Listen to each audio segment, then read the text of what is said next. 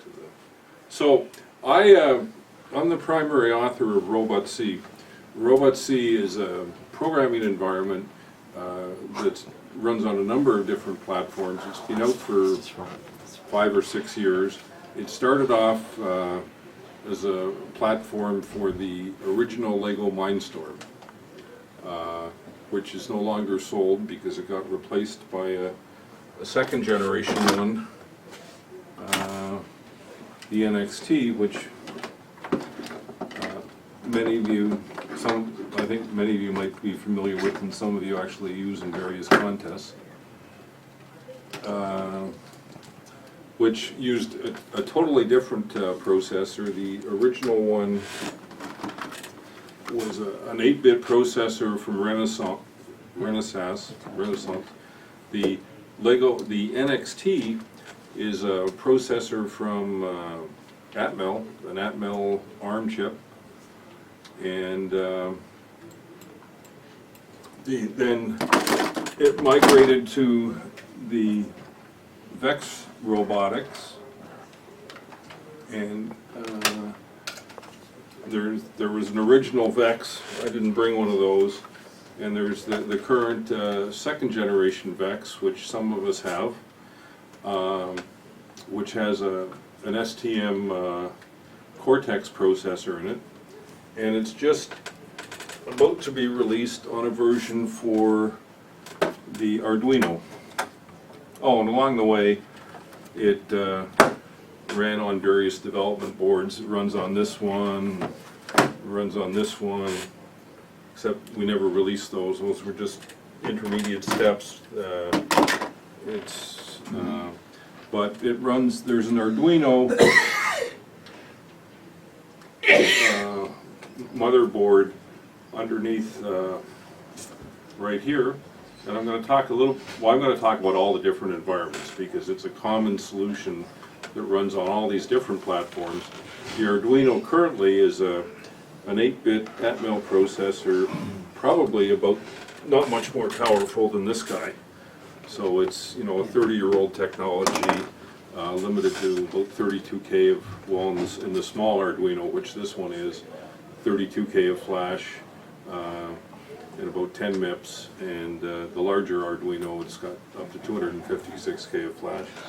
Arduino announced that they were going to migrate to an Atmel Cortex, and so, which is not out yet, but RobotC almost runs on this one, which is the same, is just a development board from Olimex, which is the same Cortex chip that will be in the version that Arduino releases. What is that Cortex chip? I don't know, a SAM3 H512 or something. I think this is a H256. And Arduino is not just that, you know, the small board, it runs on, an empty box. Runs on very low horsepower, right? Yeah, it runs on the 3Pi, and here's another Arduino variant. This one never hit the market, and it looks, but it's got an Arduino board, well, an Arduino chip technology underneath it, an LCD, a bunch of buttons, a bunch of sensors, a bunch of motor ports, a USB port, and some battery management, and a wonderful big LCD. Yes, Okay. Doug? All right. So the Arduino, since it uses the Atmel 328P, and that's also the one that's used in the 3Pi, and so it also the one that's used in the orangutans by Pololu. Yes. Now, does that mean that the Arduino version of Well, RobotC could be I'm gonna- used on that? Yes, it is. So I can select the various platform types for the RobotC environment. This is the RobotC screen, Okay. the development environment, which I've opened up already, and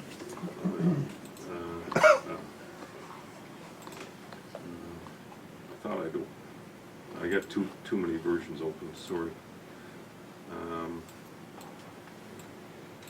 This is the one that's not working. Which I have no idea what that is, so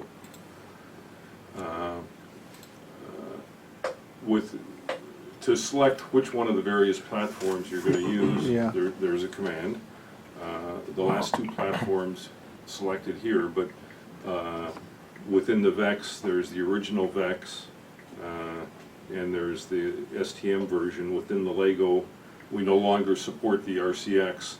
Lego actually has two versions. They have just the basic NXT. I think somebody here said they worked on the FTC. There's a version for the first technology competition, FTC, which is the Tetrix with the big metal, all that nice aluminum and the 12-volt motors. On top of that, there's some software options related to, because we work in an education market, Robot Algebra is a package that runs on the NXT that allows teaching algebra. So and there's another one, Natural Language, which provides a whole bunch of utility functions that make it very easy for somebody to use. But your question was an Arduino, so it supports a variety, or it's pre-configured for the different standard, the original dual mill Nova Arduino, the Uno. Really, there's no difference between those two, other than a little bit of difference in how the bootloader works. And the original, and there's a couple of other official Arduino packages. There's the 128K original, the current Arduino Mega, which I think is the 256K, and they've replaced the FTDI chip. Sparkfun, the Sparkfun FIO is an official Arduino board, and I think so is the LilyPad. There's a number of clones, and DF Robot makes an Arduino board, RoboShop does, and then I think Baby Orangutan is on the list. I never tested the full orangutan. Okay. I think the orangutan and baby orangutan are the same, except one has a LCD. Now the differences between those guys is they all have different uses of the various I/O pins in terms of how they control motors. If you buy a motor shield for the Arduino, you're going to find, depending whether you buy the official board or any number of different clones, they've all done funny usage of the various timers and which pins control the motors, and it's a mess. And this, there's questions back. Yeah, which of the STM processors do you support? Well, right now we support the STM used in the VEX Cortex only. See, the problem within RobotC, it's several different things. It's the development environment, which we have here on the screen. It's a debugger, which is integrated in the development environment, and it's firmware that runs on the processor itself. RobotC is an interpreted system, meaning it does not generate native machine code. It generates code for an ideal virtual machine, which is implemented on each of them. The virtual machine concept, that's exactly how Java works. Oh, yeah. And that's how the latest Microsoft, I forget what they call it, but .NET stuff. .NET works. Yeah. We're on the STM, we get the virtual machine interprets about on the VEX Cortex anyway, somewhere between 500,000 and 1 million opcodes per second, which equates to one line of code is anywhere from one simple opcode. If that's x equals y plus c, that's one opcode. But if it's pointer dereferences of a structure with an array index, maybe you generate 10 opcodes. Yep. So you get thousands or tens of thousands of lines of code executed per second. Now, The firmware that runs in RobotC, it has to fit on the small size of an Arduino, which is 32K, and in order to, and the firmware in the Arduino takes up about 24 of the 32K, leaving the remaining 2K is used by the bootloader, and that leaves 6K for user programs. And honestly, 6K is really hard to exceed for the types of user programs that people do.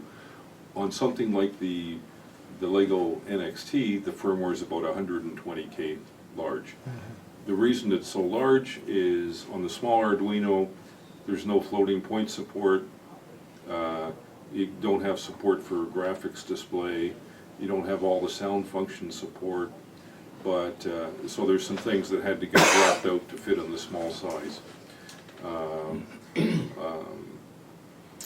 But even in that small size, you've got the full-featured debugger, which we'll show a little bit later. You've got multitasking. You've got a very small file system, very small because you've got 6K, it uses in-core flash. Well, 6K is large enough to hold several user programs, or even, now, the other night. Sorry to interrupt. Do you have access to a lot of the chip features, like the timers or interrupts, things like that, or what do you? No. Are you going to talk about that? No. Well, Okay. no, that's a great question. So, if somebody who's very experienced and wants to work at what I'll call the bare metal level shouldn't use RobotC. Just like, you know, you should go ahead and use GCC and work down to the native level, but the vast majority of users are not at that I deal with, they're not at that level. So just to put in perspective, we target education market, high school, middle school. We're in 8,000 to 10,000 schools, and we touch 250,000 kids a year with RobotC. Many of them have never done embedded programming in their life, or programming in their life. So they're not the kinds of people that want access to the bare metal. Not that you might not like, but the other thing within the firmware in RobotC, it's all interrupt based, so it's very, very efficient. And one of the values that it brings with it is it's all tested to work together. Thinking of the Arduino case, you know, you can go off and find an Arduino library that does encoders, or that does motor control, or that does ultrasound. Maybe you can find one that does some sound functions, but if you try to marry them all together and just include all those different libraries, very likely you're going to run into a whole bunch of interrupt conflicts, Right. or ping conflicts, because the individual people, you know, each of those libraries is being individually developed by usually by a different set of people who have no care or concern over what somebody else has used.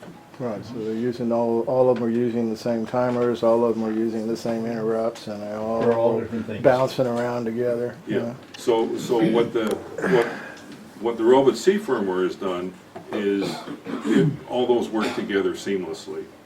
So it'll support in terms of sensors, you know, any kind of analog sensor. It's got any kind of digital sensor, a few I2C sensors, some smart interrupt-based quadrature encoder, the interrupt-based ultrasonic, integration for a gyroscope or an accelerometer, which gives you like delta, you know, to get the proper values you need to do integration. It does the integration in background.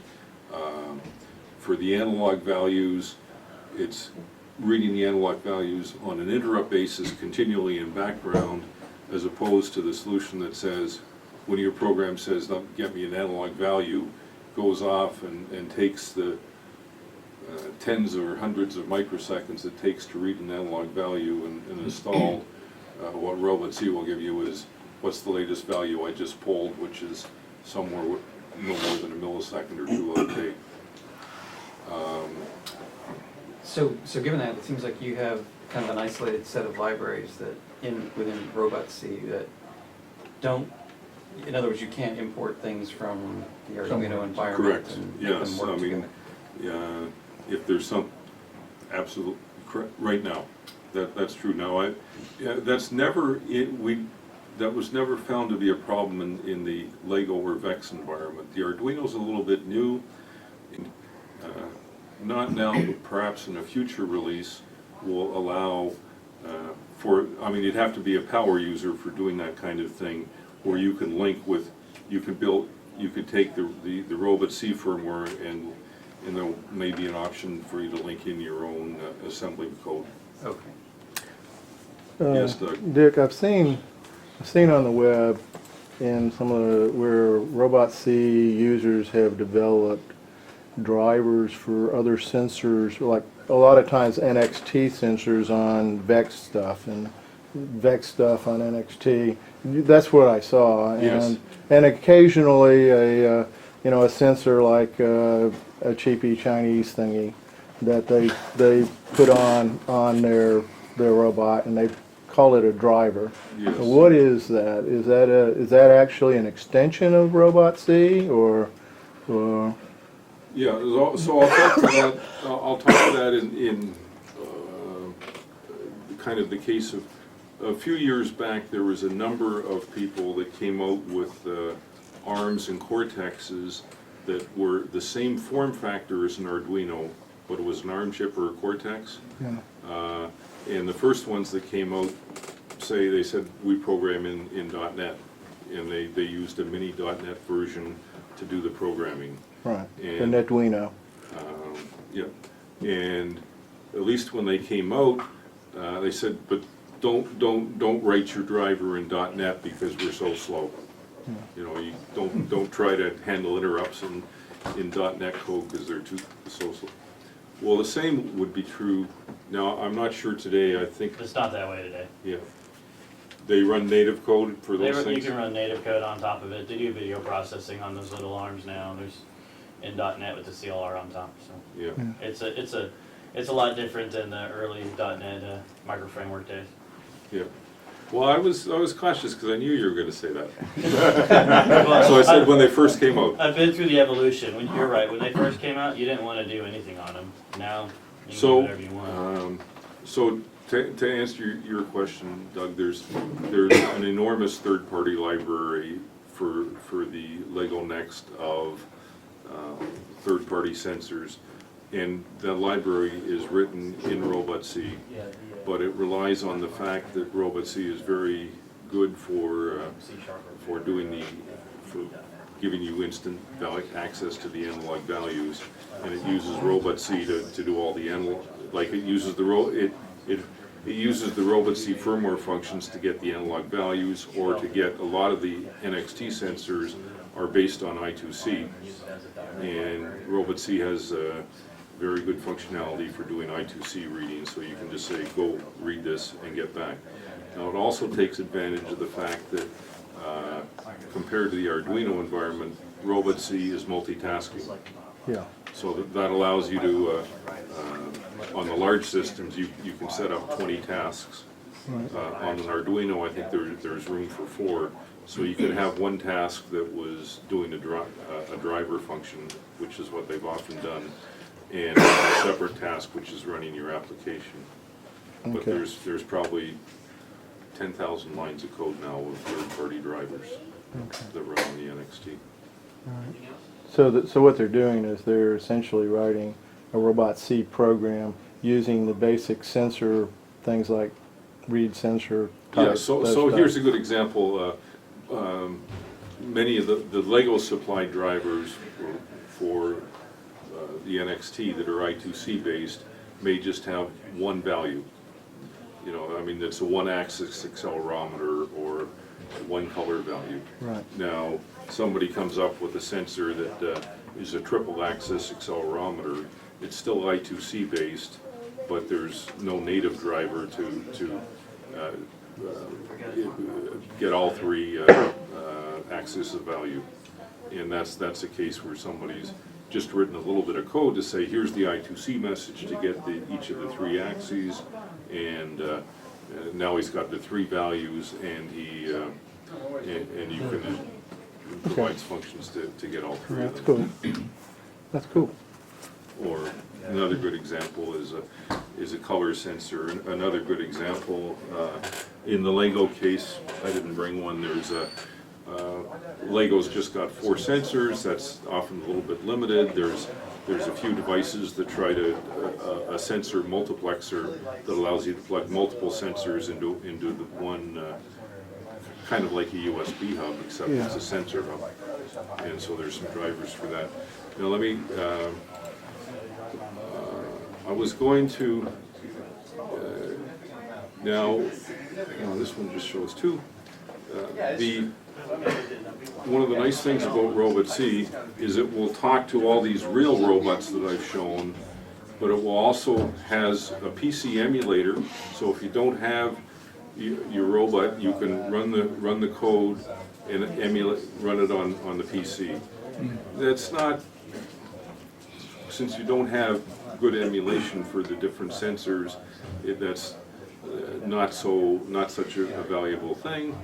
But the other neat thing it has is it has a whole virtual world or virtual environment, which I'm just going to show an example.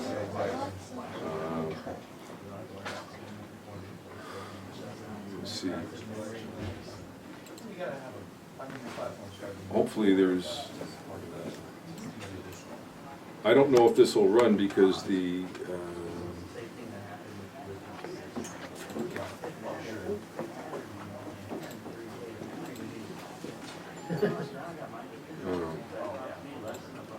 sorry, I'm just That's true. Somebody else author the graphic stuff, or did you do it? well, I didn't do it. Actually, all this was developed by Ed Paradis, who used to. Oh, yeah. Yeah. Oh, so he did the OpenGL stuff, the graphic Yeah. stuff? Well, its main is Unity. Does that ring a bell? The graphics engine is the Unity engine, which is used by a lot of game engines. Okay. It's got a good physics environment. I don't pay much attention to it. I'm going to just run. So here is a graphic simulation of a Lego robot. I think I can.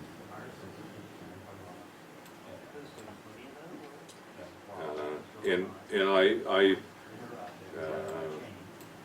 have no idea which program I did. I loaded one of the sample programs that was called Avoid with Sonar, and I think if I started running it, we can see maybe what happens.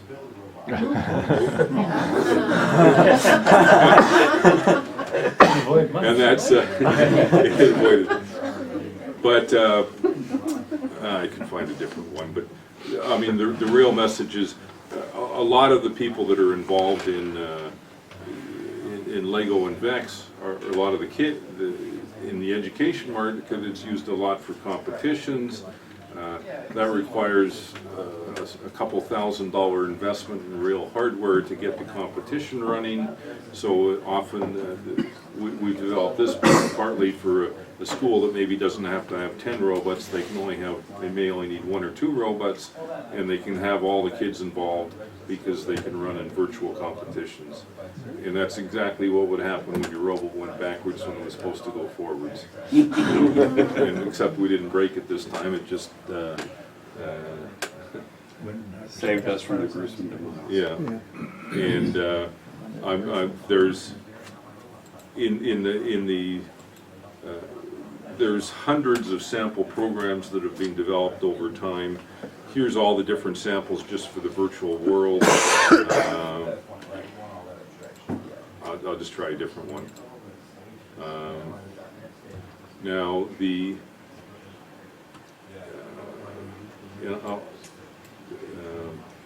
here the program itself looks pretty simple. I have 2 motors, and power levels range from 0 to 100, so go forward at 75% power, or turn them on at 75% of the maximum power, wait 200 milliseconds, turn them off. That's essentially what this program is, except what does right and left motor mean? Well, one of the nice things about RobotC is actually we've got a number of standard pre-configured models. This is one of them, which is an NXT with 2 motors and some sensors. There's a brief description, but in actual fact, So those end up being velocities, literally, I mean, it's not just PWM values. physically on the NXT, there's 3 motor ports. So that pre-configured model said on the 3 motor ports, yes, the motors are always equipped. Here's the names, gripper motor, right motor, left motor was the name of the 3 motors. And on the sensors, there's 4 sensor ports. It was pre-configured with a touch sensor, a compass, a light sensor, and a sonar sensor. Now, I could change it to something else if I wanted, but one of the nice things about RobotC is it has think of this as a wizard for configuring your motors and sensors. A good example, if you ever worked with servos, like this model, this is just a Parallax Bobot with Parallax's new Arduino shield. There's 2 sensors, or 2 servos. If you looked at them, you know they're kind of flipped 180 degrees. So it's always a pain, you know. You tell one to go clockwise and the other one to go counterclockwise, because the one that's flipped is counterclockwise. If clockwise means forward, counterclockwise means forward on the other one. It would be very nice if all you had to do was set a check mark on a box and say, look, firmware, you look at it. Don't bug me. Yeah. Treat counterclockwise as forward. And on some of the platforms, it can be where you've got encoders tied to the motors. The speed, to answer Ron's question, can be, this is raw power level speed. This is 75% duty cycle on the PWM waveform. Or if you click use the PID, the closed loop feedback control, turn this into a PIG controlled loop where it's 75% of the nominal maximum speed, which for this was the NXT model we're using here, which was 1,000 encoder counts per second, because the wheels move just about 3 turns per second, and there's 360 encoder ticks per second. Now,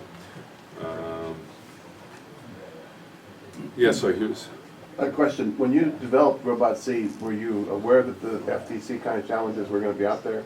Oh, it was... Did you develop it for that type of thing, or did they base their challenges based on what you did with RobotC? Okay. No, they... okay. So I worked jointly with Carnegie Mellon University on this. We developed RobotC before the FTC challenge came out. But it's interesting, the FTC challenge today, it's NXT based.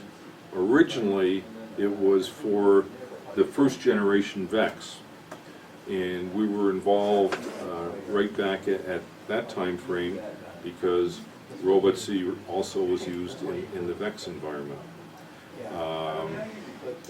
So, no, we didn't develop it for that. And in fact, one of the things that irks me is the people that design the FTC challenges do not have a good grasp of sometimes of the hardware functionality. So they do things that are either difficult, impossible, or if they better understood and the best example I can think of is at one time they tried to use cameras. They used something called a CMU camera, which was able to detect, you could say, camera, here's your image, find me the blob of green color, or I'll specify a color and it would tell you where the densest zone of that color was in the camera. And the challenge had a square with 4 bright green fluorescent panels, and the camera had to, they had to shoot something through the box of where the green thing was. So that was fine if you just saw one green thing, but if you were on an angle, you could see sort of 2 sides and get 2 green, and what the camera would tell you was not, here's 2 green things, it only gave you one thing, so it would merge the 2 together and give you a virtual blob that was nowhere near. And so to me, it just a very impossible thing to solve. So the game designers said, well, that's simple. You should just pan the camera side to side and recognize the 2 things, which is a very hard thing to do for a 13 or 14-year-old. Mm-hmm. Or even a 60-year-old. I was going to say some of you guys are 20. Okay, now I have to talk. I'm kind of glossing over. I'm going to switch over to the Arduino environment, and now I got to mention, C is a commercial piece of software. It's pretty inexpensive, and you buy. Now, if you happen to be a DPRG member and you approach me, I can usually do something about giving people free licenses. But it's licensed on a per platform basis. So we currently have several different licenses: a Lego license, a VEX license, an Arduino license, real robots and virtual worlds. So I happen to have all 6 here. But when I switch to the Arduino environment and I'll start a new file, the first thing I probably want to do is configure my robot configuration. And here I want, I can select which one of the different Arduino motherboards I use, because the different motherboards have different variety of I/O pins and different functionality. And if I picked one of the pre-configured, like the Romeo from DF Robot has some built-in motor sensors on it, so, or not motor sensors, motor H-bridges on it. So if I pick that configuration, it would predefine the motors. If otherwise, I may want to pick. Well, I'm going to pick the Parallax Bobot shield because I know how it's configured. And now the Bobot has, if you looked at it closely, they've got really 6 very purpose-specific 3-pin servo ports, and they're pre-configured so that you could easily just say I've got a servo on it or continuous rotation, and it's grayed out because you can't select which pin it's on. They're hardwired on by what's connected on the board. Similarly, if I picked the Sparkfun motor shield, it would. I think there's some other motor shields on here. Yes. Well, this is the one I'm most familiar with, so I'm going to pick this one. And it's got some. It says, oh, I want to pick the internal H-bridge motor because those pins are dedicated, and it's on pin 5. And I think now that I've configured it, actually uses pin 5 and pin 4, or digital 4 and 5. And I have now the same field that we saw last time, which was, oh, I want to set it reversed. Now, there is, in the case of the Lego motors, the encoders are built right into the motor, and the encoder signals come through the motors. In the case of something like an Arduino, you may have a separate encoder, which you could say, yes, I do, and it's define which pin it's on. And now I would have I think this field was previously disabled, now I could use pig control. The pig control is, for Arduino, is coming sometime next month. And if we look back here, I think when I set this on digital 6, it would have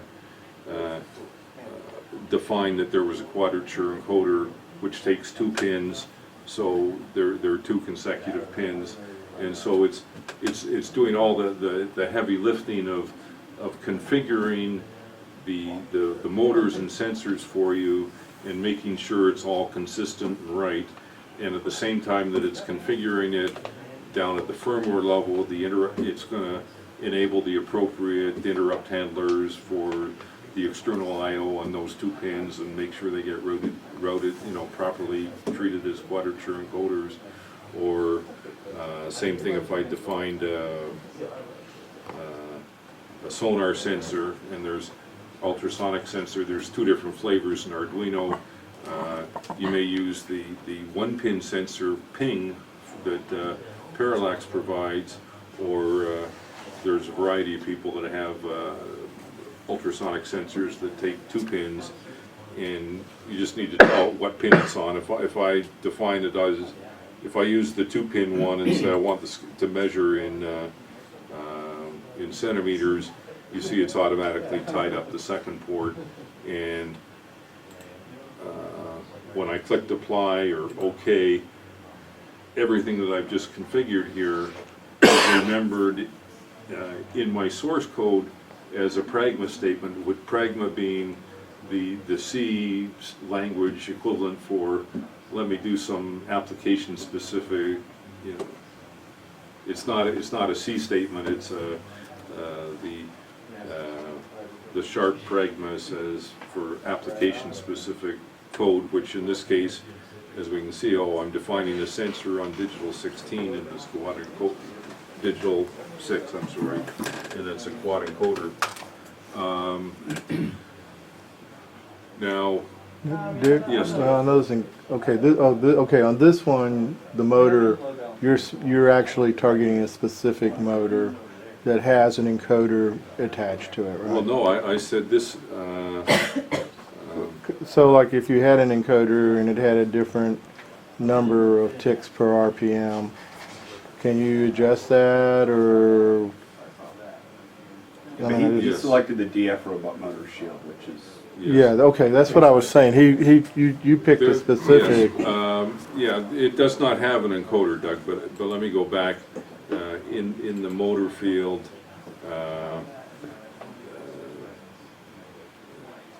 there's another column here that's not shown, which is,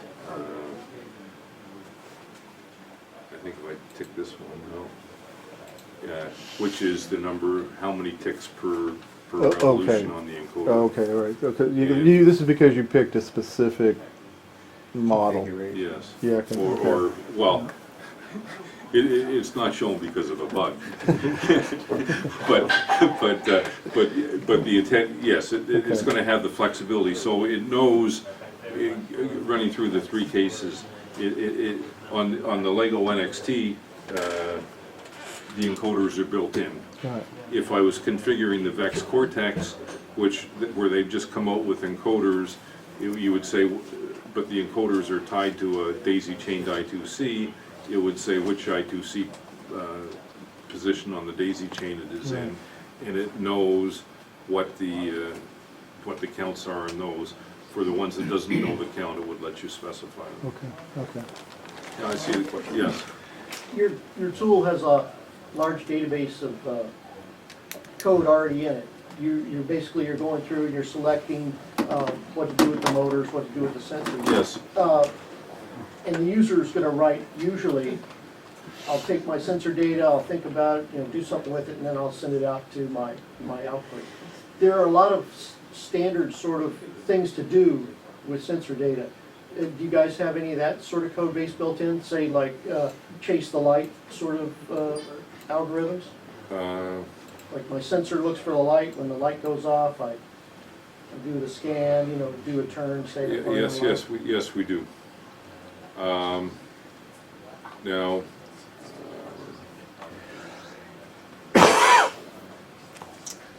for two ways to get at that.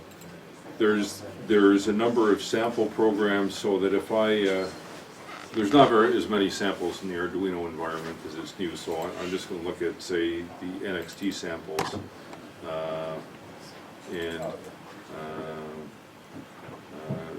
So here's 3: line tracking with the light sensor, wait for dark, wait for light.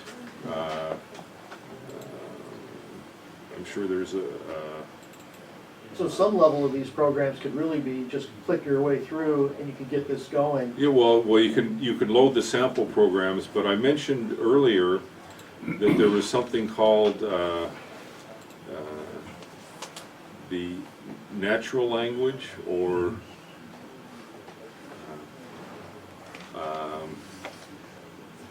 I don't know how they came up with the name natural language. I'm a technology guy, I'm not the marketing guy. But what it includes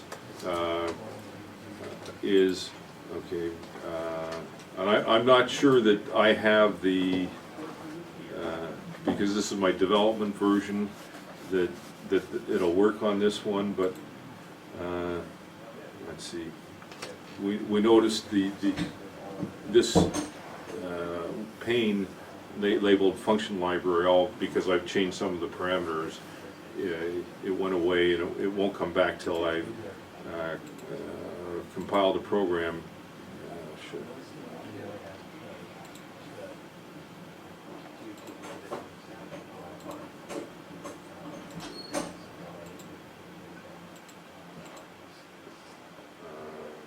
And this should come back with a ton of stuff, which it didn't. Oh, it did come back. So under the natural language column,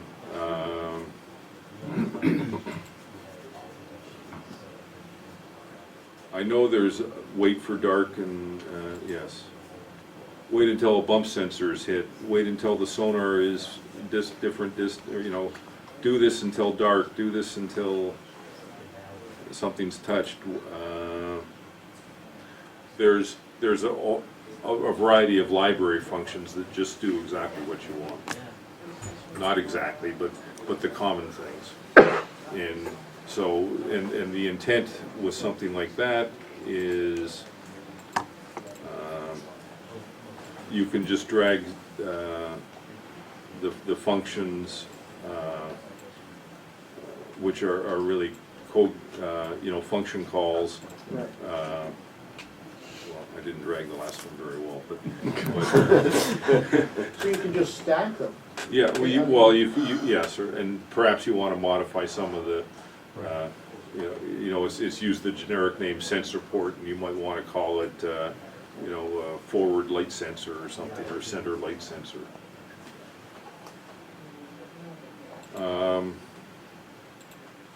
Okay, now I'm going to run a simple program and find the cables.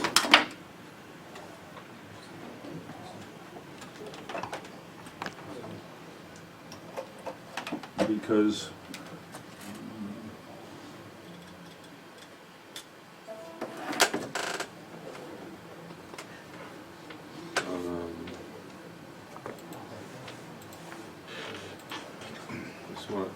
we go back to the Arduino again.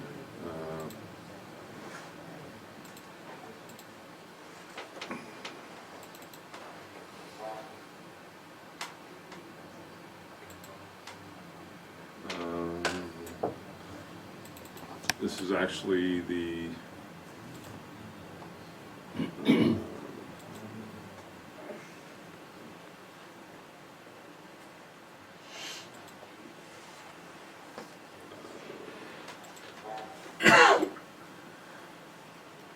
now, I'm not sure I've got the motors, whether I have the motors wired up right, but,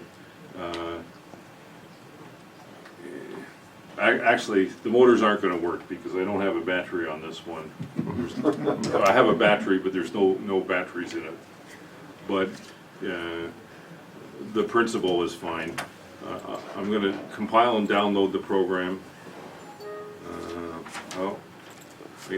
Remember, we set this up for virtual worlds. I gotta change it back to working for physical robots.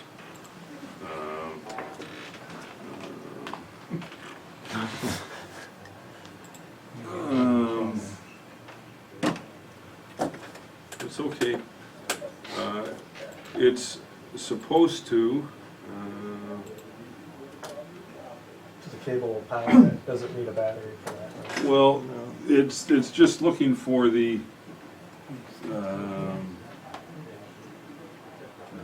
this is just a USB hub, because I had a lot.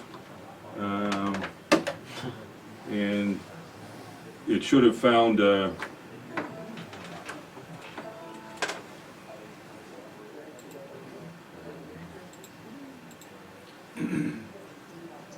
When you say Arduino, you're not really running the Arduino environment under your stuff. no, You're doing AVR. Arduino hardware. Hardware, okay.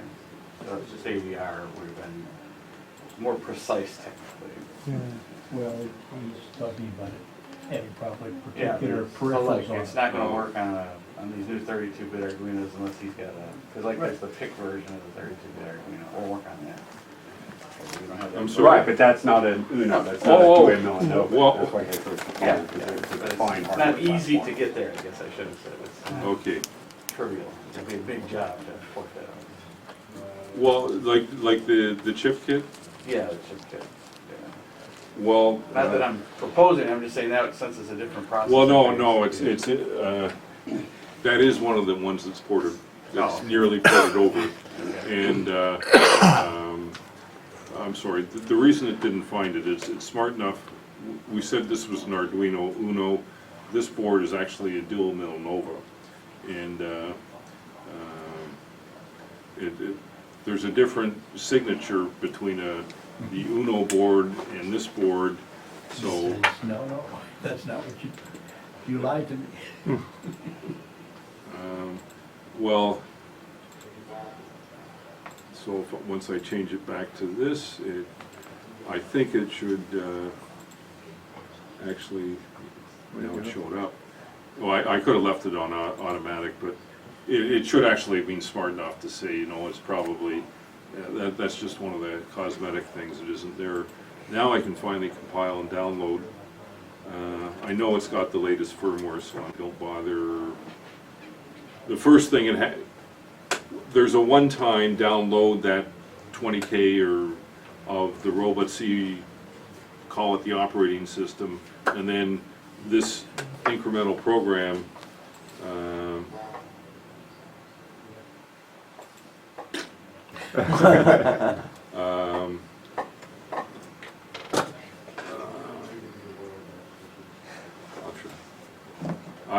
I plead that, now, so the interesting thing is the program was downloaded. You know, the program is really pretty small. I'm just gonna close this. We don't need the virtual world anymore. There's a featured debugger, which you will not get in the Arduino environment. It has nothing like this. So that I can,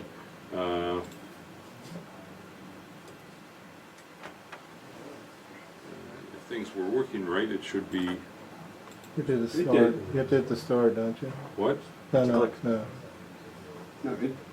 No, it, You step into it. There's, no,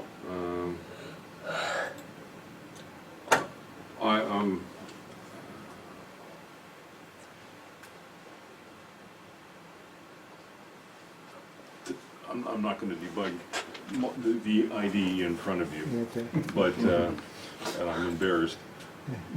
Only minorly so, but, because, Par for the course. well, I know it'll work on the NX, it worked this morning. This is the stuff that's getting released, this pre-release. So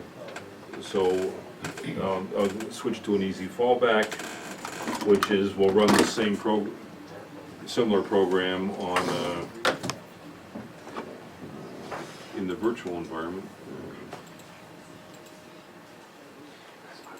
in the emulator, which since there's no battery here, it makes no difference. Yeah. And if it doesn't work on the emulator, then I'll be really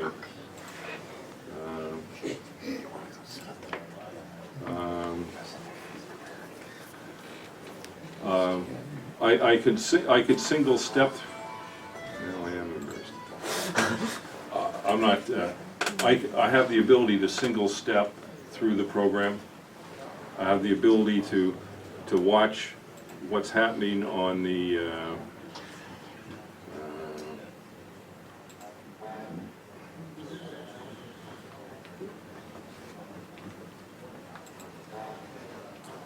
I did not want to run the development version. I have no idea why the earlier version, which the standard, I installed the release versions this morning, and it just, which ran just absolutely fine. So I buggered something up in my PC, because we see here on the, it's on Infinite loop. an infinite loop, and so I'm going to quit right here because I think I've taken my hour. Well, Dick, just a couple of questions, things that you might want to point out. Is when you go up to that window up there, up on your debugging one, Yes. if you hit escape here, hit escape. Oh, it's not responding. Yeah. This Okay. is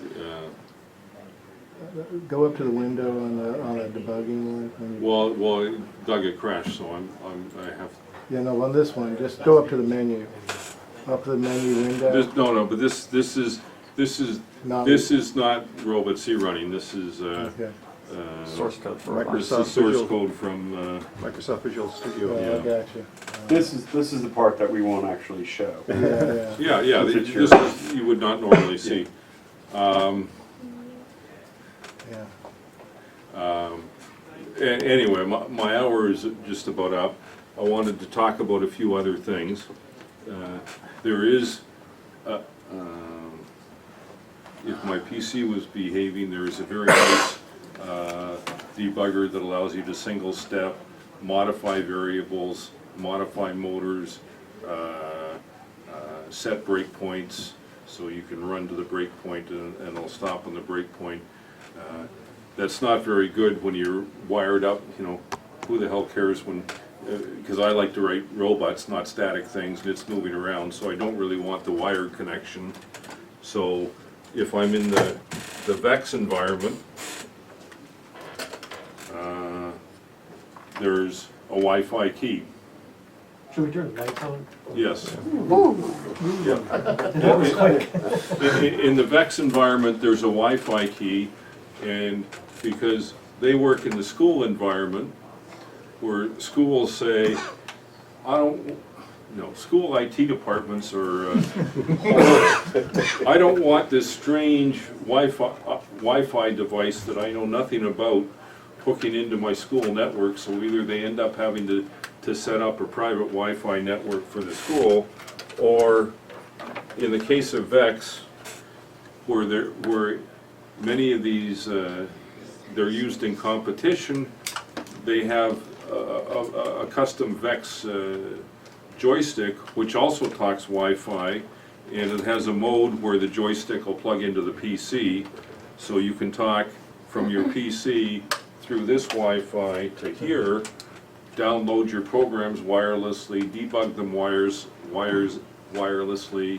with the debugging facilities I was showing, with the debug print, so you can print to your PC screen, do all this stuff. Well, that's VEX. In Can the- you monitor your, on VEX, can you monitor the sensor outputs? Yes, in all three environments, you can monitor on the PC the sensor outputs. In the case of the Lego, it's got Bluetooth built in, so you can communicate Bluetooth between the NXT in your development Yeah. environment on the PC. And in the case of, and so there's also a Wi-Fi adapter for Lego, which has it also had Bluetooth. The Bluetooth didn't work very well. The Wi-Fi adapter, which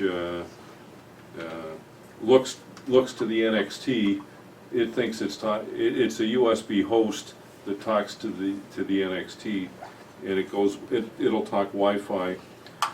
Now, in the case of the Arduino, the Arduino board has an FTDI chip or a USB to serial chip. There's also solutions. There's two of them around here, yeah. That use Zigbee, which lots of people, I'm sure, have heard of the XB chips. These little green chips. There's blue chips that are this size, and the generic product family is XB, and it's 3.3 logic, so you need a little adapter board that just converts from the 5 volts in Arduino to 3.3, and you can plug one of these Arduino robot, put this guy in. Now this, and actually this one is, this is the PC end. If you look very, you can see there's a mini USB adapter, and there is an FTDI chip under. So the other end is this end, which doesn't have the little red board is $10 instead of $20. Doesn't have the FTDI chip. Just plugs into power, well, right about here on an Arduino, and instead of using the FTDI chip, you're now talking wirelessly from here to, and this guy plugs into USB, and now you can talk wirelessly. Now, if anybody's actually tried this in Arduino, they've found that they probably have to wire in a little adapter here because of the strange way the Arduino does reset, and the fact that they're using something called AVR Dude unmodified, which doesn't allow you to, they set DTR, which does a reset. Now you can do that in software, and this guy, that's what RobotC does, so you don't have to modify it, except, and you can all say, well, that's what's so great about that, or what's so different about that, and really there isn't anything yet, except if you look very carefully, you see that this is an XB Zigbee chip, which uses the Zigbee 802.15.4 or something, whatever the hell, Zigbee protocol, which is limited to 250 kilobits per second. And by the time you put protocol overhead and retransmission on it, you're down to about 30 kilobits per second, or even less. This chip is a different flavor. This is a standard Wi-Fi chip, also from the XB people, and this one will talk from the Arduino through RobotC. It will talk directly through using the Wi-Fi in your laptop, and you'll get wireless wireless debugging, wireless downloading, and I brought my. Did we say how much power it sucked? Oh yeah, well, Big time. yeah, we didn't say, but what you did see is a little wart on the bottom, because hidden in fine print on the data sheet is, I'm gonna paraphrase, we're not really telling you very blatantly, but we have enormous power spikes, so you need something like a giant 50 or 500 microfarad filter capacitor and a high frequency filter capacitor, and if you don't put them on, the stuff doesn't work. Which is why when I said I got the small one and I found it didn't work and I was just too frustrated with modifying these things, I went out and got the big board that did the XP company, Digi, who makes the XP. I guess you can't read, unless you got really good eyesight, you can't see the word Digi there, but it does say this guy and this guy are functionally equivalent, except this one's got the better power supply and costs more. I'm sorry? That one works and that one don't. Everything, after I modified with the filter capacitor, which eventually the Sparkfun or whoever you buy the breakout board from, they'll catch up and do it. And then you've got really good Wi-Fi for downloading to and from the PC and the Arduino. And because, and I didn't get into it here, but RobotC's we've got a whole project to develop swarms of robots. Things like the RoboCup soccer competition, which is several robots cooperating together, talking to each other, playing on a soccer field, kicking the one soccer ball. So the networking functionality for RobotC and robots allows peer-to-peer networking among half a dozen robots and your PC for debugging. And I think my time is up. Or I'm letting it be up. Yes? Quick question, in terms of, we keep hearing about robotics and manufacturing. How different is the robotics language they're using in manufacturing from something like RobotC? I don't know how to answer that. Because it's probably pretty different. It's probably pretty different because the people that program the robotics and manufacturing are working on, if you're using a CNC machine.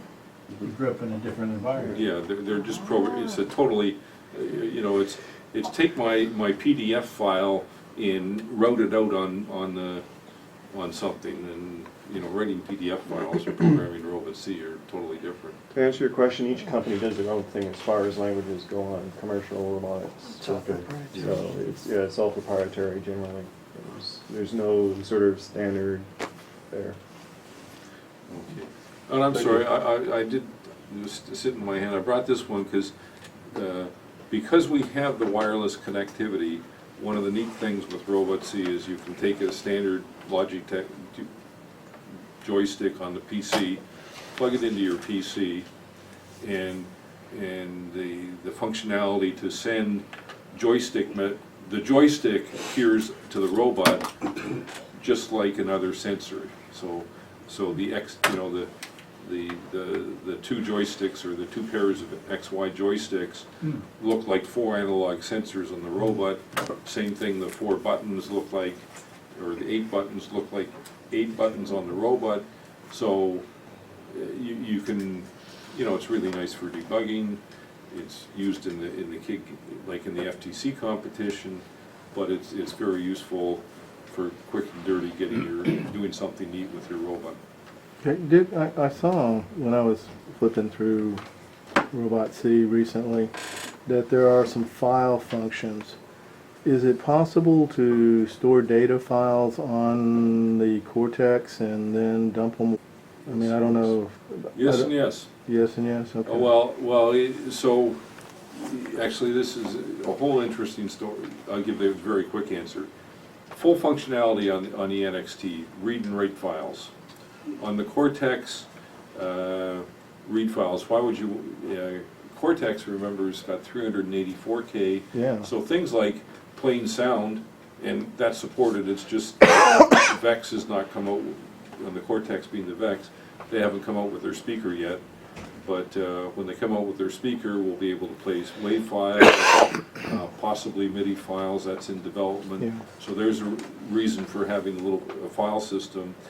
To on the VEX, I think the functionality to write files is almost there. Okay.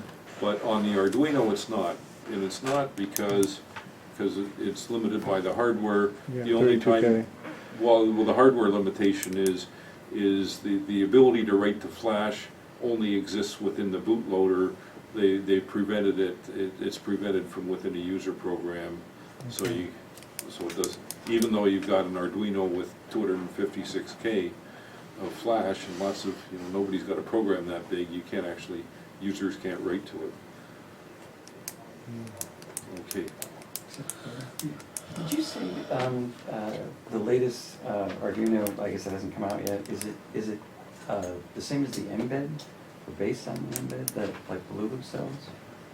There's a processor, more or less. Well, no, I said the Arduino, I think it's going to be, that's a whole different topic. It's going to use Atmel's Cortex chip. Okay. So they will have a higher end Arduino that has an Atmel Cortex with, I think they said 512K of flash, an enormous amount of flash. It's going to be 50 times more powerful than the current Arduinos. Okay. They haven't quite got, this is just my view, they haven't got the pricing right, because the technology cost is about the same as a current Arduino, but they're going to charge, initially anyway, charge a premium for it.